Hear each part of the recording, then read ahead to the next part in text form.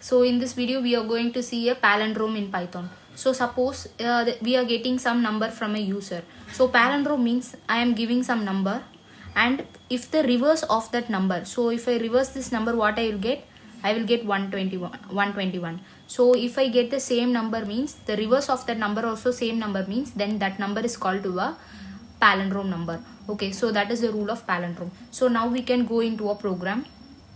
So we are getting a number from the user. Okay, so I will take the number as 121 itself. Okay, so we are going to do the functions for this program. So I have storing the number in a temp. Okay, and I have given the reverse is equal to 0. So now we are going to check this condition. Why we are checking this condition is, first what I said, if the reverse of the number is same only, then it is a palindrome. So we have to access this last element. So I am going to do the calculation inside this. Okay, so first what is the number value is, first 121, because the number is 121. We are going to access the last element.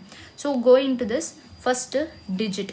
Okay, we have to calculate the formula. So modulus means what we will get, if we do modulo means we will get the last digit. How we will see? So the number now is 121. So 121 modulo means we will write the remainder. Okay, so 10 divided by 121 is 12, 120. So the remainder is 1. So the digit value will be, so remainder we got 1. So digit value will be 1. So this is the first condition we are going. So after that we need to apply into this formula. So reverse value is 0 into 10 plus digit what we got 1. So what will be the calculation of this? 0 into 10 is 0 plus 1. So now the reverse value is 1. Okay, so next what you have to do, number is equal to num divided by, that is num is equal to num divided by 10. Okay, so now apply this 121. The number is 121. So if I divide means what I will get? If I divide means I will should take the quotient value. Okay, so the num value now is 12. Now the num value will be 12. So num value I will write it as, now all the values are updated.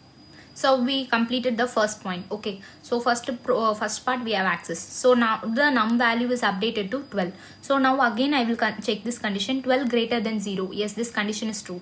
So now I am entering into this. So second loop. Okay, now digit is, number is 12. Okay, so 12 divided by 10, what, that is modulo of 10, what will get the remainder? So remainder will be 2. Okay, you check it as I said. So again reverse is equal to reverse into 10 plus digit. So reverse value is now updated to 1. So 1, digit value is updated to 2. Okay, so now calculate it again. Now after calculating we will get the reverse is equal to 12. So again I will apply into this formula. So num is updated to 12, right? So 12 divided by 10, what you will get?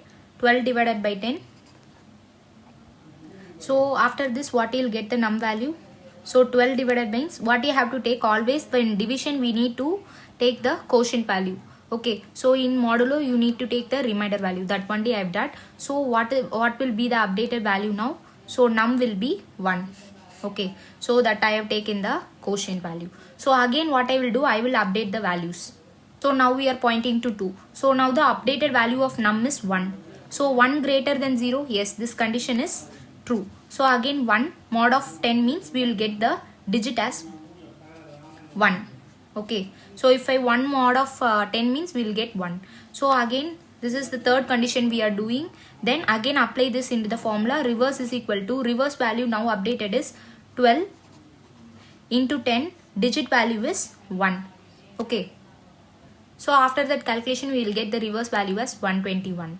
So again what you have to do, the number now is updated to 1. Okay, so 1 divided by 10. So after that we are doing the 1. Okay, we have got the number as 1. So 1 divided by 10 means we will get the quotient as 0.1. So now we are going to check it here. Okay, 0.1 means we will just take this value only. Okay, now you check the condition, 0 greater than 0. No, this condition is failed. Okay, so we are going to, so num is become 0. Okay, so now we are going to check this condition. So at final we have to store the temp value, that is the number is 121. We are going to check the number and the reverse value.